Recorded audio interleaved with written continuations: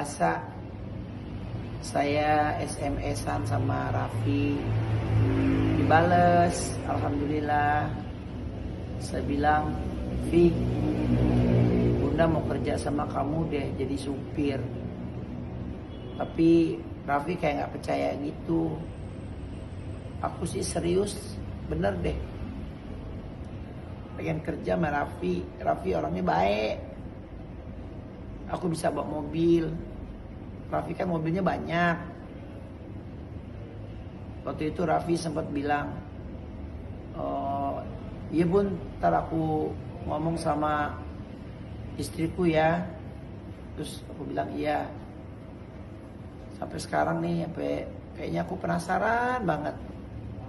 Kenapa sih Raffi gak mau terima aku sebagai supir? Insya Allah aku gak nyolong. Aku jujur. Aku amanah, mudah-mudahan aku betul-betul bisa kerja sama Raffi sebagai supir.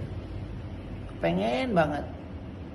Padahal juga ada Baim, ada yang lain-lain. Tapi kenapa kok hatiku, aku kepengen banget kerja sama Raffi.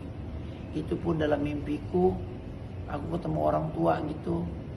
Coba deh kamu ke rumah Raffi. Tapi kayaknya Raffi gak yakin, dikira aku bercanda.